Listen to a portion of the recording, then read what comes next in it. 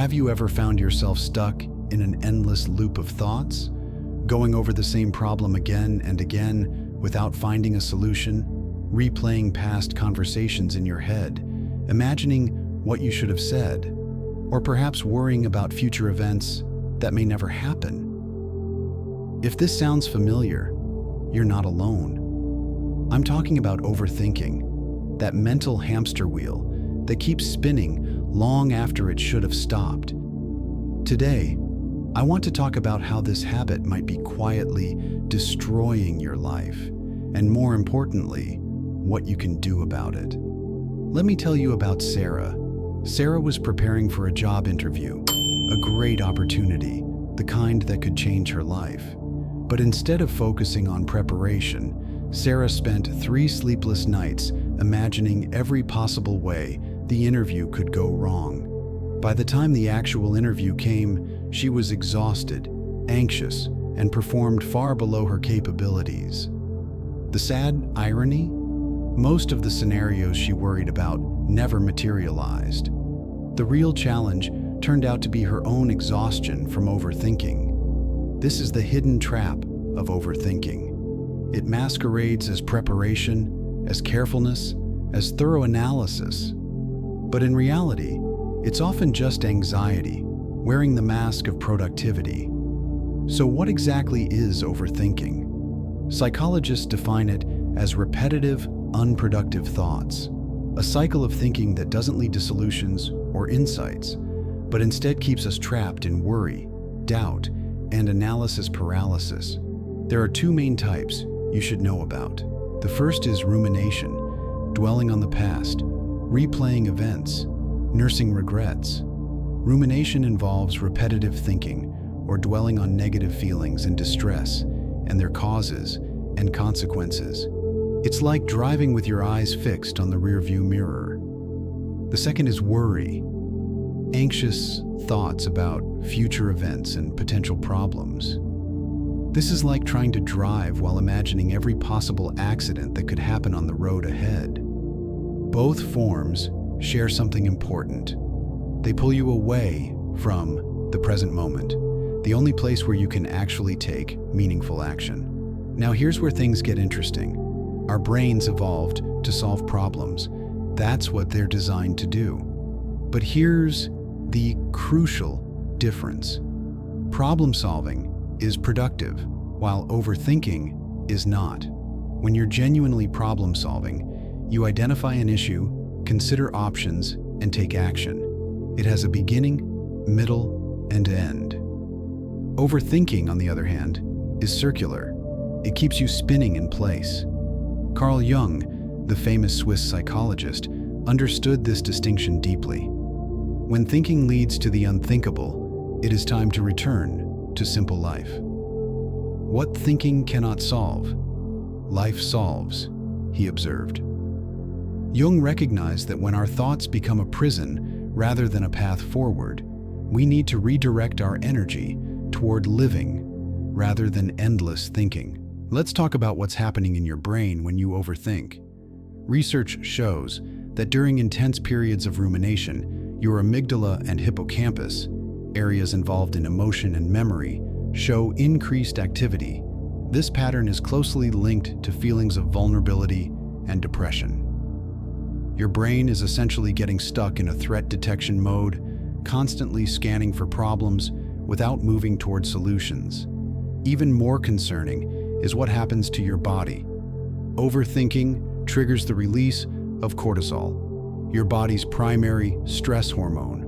While cortisol is helpful in actual emergencies, chronically elevated levels can damage both physical and mental health, raising blood pressure, disrupting metabolism, and increasing your risk of anxiety and depression. Think of it this way. Your body can't tell the difference between a real tiger chasing you and the imaginary catastrophes you're creating in your mind. Both trigger the same stress response. The difference is that the tiger chase ends quickly, while overthinking can keep your stress response activated for hours, days, or even years. But the damage doesn't stop there.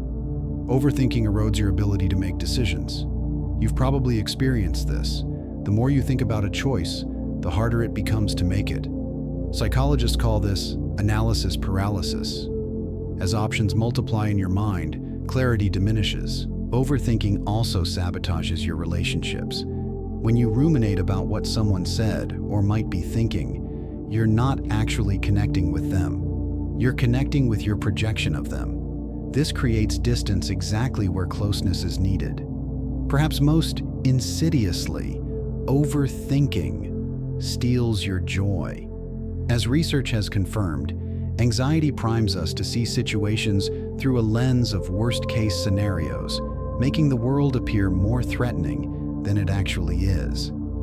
The present moment, the only moment where happiness can be experienced, slips away while you're lost in thought. Now, I'm not suggesting that thinking itself is bad. Reflection is valuable. Planning is necessary. But there's a tipping point where helpful thinking transforms into harmful overthinking. The key is learning to recognize that boundary. Here are some signs you might be crossing it. You find yourself thinking about the same issue for extended periods without reaching new insights. You feel worse after thinking, not better. Your thoughts interfere with daily activities or sleep. You feel mentally exhausted, but can't seem to stop the thought process. Sound familiar? If so, you're experiencing what psychologists call rumination. Research shows that rumination leads to negative thinking, poor problem solving, inhibition of instrumental behavior, biased information processing, and impaired interpersonal functioning. In plain language, it makes everything worse. But here's the good news. Understanding overthinking is the first step to overcoming it. Once you recognize what's happening, you can begin to break free. So how do we escape this mental trap? Let me share some proven strategies that can help. First, recognize the difference between productive problem solving and unproductive rumination. The key questions to ask yourself: is this thinking helping me? And can I take action on this right now? If the answers are no, you're probably overthinking. Machiavelli, though not a psychologist, offered relevant insight when he observed that we should focus on what we can control, not what we cannot. This principle applies perfectly to managing overthinking. When you catch yourself spiraling, ask, is this within my control? If not, acknowledge that continued thinking serves no purpose. Second, practice mindfulness. This isn't about emptying your mind, it's about changing your relationship with your thoughts. Mindfulness helps you appreciate the present moment with intention and awareness, without overreacting or judging. It happens naturally when we engage in absorbing activities, and it can also be developed through practice. Even a few minutes of focused attention on your breath can create space between you and your thoughts. You begin to see that thoughts are just mental events, not necessarily reality, and certainly not commands. You must obey. Third, engage in physical activity. Exercise isn't just good for your body, it's powerful medicine for your mind. When you're physically active, you're forcing your brain out of the thinking mode and into the experiencing mode. Plus, exercise releases endorphins, nature's own anti-anxiety compounds. Fourth, limit your information intake. We live in an age of information overload, and much of that information is designed to capture your attention through fear and outrage. News, social media, even conversations with certain people can feed your overthinking habit. Be selective about what you allow into your mental space. Fifth, schedule worry time. This might sound counterintuitive, but it works. Set aside 15 to 30 minutes each day specifically for worrying. When worries arise outside this time, note them down for your worry session and return to the present. This contains overthinking rather than trying to eliminate it completely. Sixth, seek perspective through connection. Share your thoughts with someone you trust. Often, simply voicing our concerns aloud can break their spell. A good friend can offer a reality check when your thoughts have lost touch with reality. Seventh, practice self-compassion. Overthinking often involves harsh self-criticism. Many people who ruminate report difficulties with self-esteem, and research suggests there may be a link between lack of self-esteem and a tendency to ruminate. Treat yourself with the same kindness you would show a good friend who's struggling. These strategies aren't just theoretical, they're backed by research and clinical practice. They work, but they require consistent application. Breaking the overthinking habit won't happen overnight, but with persistence, you can fundamentally change your relationship with your thoughts. Let me share another story. Michael was a college student who would spend hours analyzing social interactions, convinced he had said the wrong thing or made a bad impression. This habit was destroying his confidence and making him avoid new opportunities. Through working with a therapist, Michael learned to notice when he was ruminating and to redirect his attention. He practiced mindfulness daily and began keeping a thought journal to identify patterns. Most importantly, he started taking small social risks, even when his overthinking mind predicted disaster. The result? Not an absence of anxious thoughts, but a new ability to live alongside them without being controlled by them. Michael still experiences overthinking at times, but it no longer defines his life. He has learned what psychologists understand well, that we can't always control what thoughts arise, but we can control how we respond to them. I want to emphasize something important here. If overthinking is severely impacting your life, professional help can make a tremendous difference. Cognitive behavioral therapy, CBT, is particularly effective for breaking rumination patterns. There's no shame in seeking support. In fact, it shows wisdom and courage. Let's discuss something that often gets overlooked when we talk about overthinking: its relationship with perfectionism. Perfectionism and unrealistic goal setting can lead to a fear or perception of failure, and this can lead to rumination. Setting unrealistic goals may cause you to worry about why and how you haven't reached a goal, or what you should have done to reach it.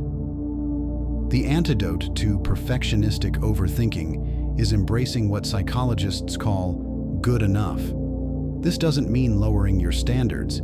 It means recognizing when additional effort yields diminishing returns. It means understanding that imperfect action beats perfect planning every time. Another often overlooked aspect is how overthinking affects our creativity. When we're caught in rumination, we're typically in a narrow, analytical, risk-averse mindset. Yet creativity requires openness, playfulness, and a willingness to make mistakes. Some of history's greatest creative minds, from Mozart to Einstein, were known for their ability to switch off analytical thinking and allow ideas to flow freely. Now, you might be wondering, is all overthinking bad? Doesn't deep thinking lead to insights and solutions? This is a fair question. There's an important distinction between deep thinking and overthinking. Deep thinking is deliberate, focused, and productive. It leads to new understandings and creative solutions. Overthinking, by contrast, is repetitive, unfocused, and unproductive. It leads to the same old thoughts and feelings, just recycled. Interestingly, research distinguishes between reflective rumination, which can be analytical and problem-solving, and the unhealthy rumination that traps us in negative thought loops. Reflective rumination involves analyzing past events to gain insight and understanding, potentially leading to personal growth. The key difference is intention and outcome. Are you thinking to understand or thinking to avoid? Are you gaining clarity or just reinforcing anxiety? Does your thinking lead to action, or does it substitute for action? I want to touch on something that might resonate with many of you: how technology affects our thinking patterns. Smartphones, social media, and constant notifications train our brains for distraction, not deep focus. They fragment our attention and create perfect conditions for overthinking to flourish. Consider implementing regular digital detoxes, periods where you disconnect from devices and reconnect with the physical world. Many people report clearer thinking and reduced anxiety when they step away from the digital noise, even briefly. Let's also talk about overthinking in relationships, which deserves special attention because it causes so much unnecessary pain. Overthinking intensifies in relationships because we're deeply invested in the people we care about. A friend's brief text message or a partner's delayed response can trigger a torrent of negative interpretations that have no basis in reality. The solution? Direct communication. Most relationship overthinking stems from making assumptions rather than asking questions. When you find yourself spinning stories about what someone else is thinking or feeling, remember that you can simply ask them. This seems obvious, but it's remarkable how rarely we do it. As we move toward concluding our exploration of overthinking, I want to emphasize that freedom from overthinking isn't about having no thoughts. It's about having a healthier relationship with the thoughts you do have. Think of thoughts as passing clouds in the sky of your mind. The problem isn't that clouds appear. That's natural. The problem is when we mistake the clouds for the sky itself. You are not your thoughts. You are the awareness that notices thoughts. This perspective shift doesn't happen overnight, but with practice, it becomes more natural. You'll still have moments of overthinking. We all do. But you'll recover more quickly. You'll spend less time lost in thought and more time engaged in life. One expert on overthinking, David Thomas, offers a helpful metaphor. Our thoughts are like a dial, not a switch. We can't simply turn off our thoughts, but we can turn down the volume on rumination and negative thinking, especially through taking action. Action truly is the antidote to overthinking. When you're stuck in thought, do something, anything, that engages your body and senses. Cook a meal, take a walk, call a friend, clean a drawer. The specific activity matters less than the act of doing rather than just thinking. Remember that overthinking, like any habit, has been strengthened through repetition. Your brain has well-worn neural pathways that make rumination feel natural and even necessary. Creating new mental habits requires patience and persistence. Be gentle with yourself when you slip back into old patterns. Just notice what's happening and begin again. I want to leave you with a powerful thought from the Chinese philosopher Lao Tzu, who understood the dangers of overthinking centuries before modern psychology. To the mind that is still, the whole universe surrenders. There is a profound peace available when we step out of the whirlwind of our thoughts. So today, I invite you to experiment with thinking less and living more. Notice when you're caught in overthinking and gently shift your attention to the present moment, to what you can see, hear, touch, taste, and smell right now. Notice how this simple practice changes your experience. Remember Sarah from the beginning of our discussion? After her disappointing interview experience, she decided to work on her overthinking habit. She started practicing mindfulness daily and set boundaries around how much time she would spend preparing for future interviews. She focused more on connecting with interviewers as people rather than trying to predict every question. The result? Her next interview went remarkably better, not because she thought more about it, but because she thought differently about it. She was present, engaged, and authentic, qualities that overthinking actually prevents. Your journey away from overthinking begins with awareness. Simply noticing when you're caught in repetitive thought patterns is the first step toward freedom. From there, with consistent practice of the strategies we've discussed, you can gradually reclaim your mental space from overthinking. The mind is a wonderful servant, but a terrible master. When you learn to use your thinking capacity rather than being used by it, everything changes. Your anxiety decreases, your decisions improve, your relationships deepen, your creativity flows, and perhaps most importantly, you rediscover the joy of being fully present in your own life. So the next time you catch yourself overthinking, remember, one conscious breath is all it takes to begin breaking the cycle. One moment of presence, one deliberate shift of attention from thought to experience. This simple practice, repeated over time, can transform your relationship with your mind and reclaim your life from the destructive habit of overthinking. Thank you for joining me on this exploration of how overthinking might be destroying your life, and more importantly, what you can do about it. I'd love to hear your experiences with overthinking and any strategies that have worked for you. Share them in the comments below, and don't forget to subscribe for more insights on psychology and mental well-being. Until next time, remember, you are not your thoughts. You are the awareness, watching them come and go. And in that awareness lies your freedom.